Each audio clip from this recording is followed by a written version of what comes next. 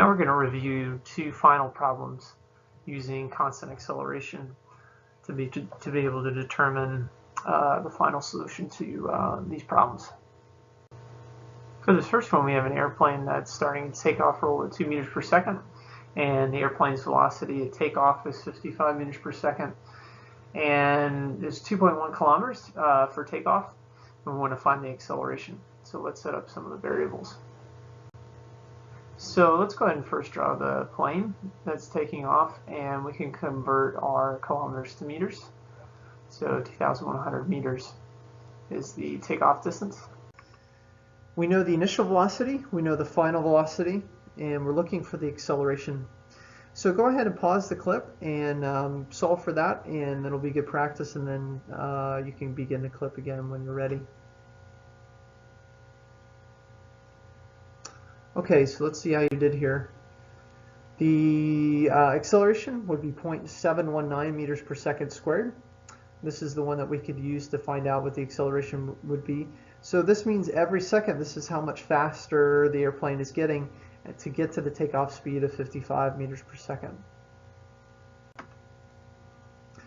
Okay, now this one is a unique one because we have our givens here. We know that the car is going -15. We have our time. The final velocity is 0. And we want to find out what is the displacement, how far does it go? But there's a key thing that we're missing. On the equation sheet, if you notice, speed is distance over time, velocity is delta x over t. The only time we can use these if there is no acceleration. If the velocity is constant or the speed is constant. In this case, that's not true, right? So we're only given these things, and so we are missing a key thing, and we are missing acceleration. We have to find that first, and then once we find that, we can do the next step and actually figure out the displacement using one of the 3 constant acceleration equations. So go ahead and pause the clip and find the acceleration, and then see if you can find the displacement.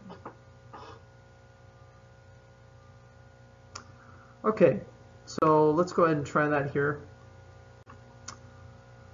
In this case, we found the acceleration would be 0.714 meters per second squared. And then we could use delta x equals v initial times time plus 1/2 at squared.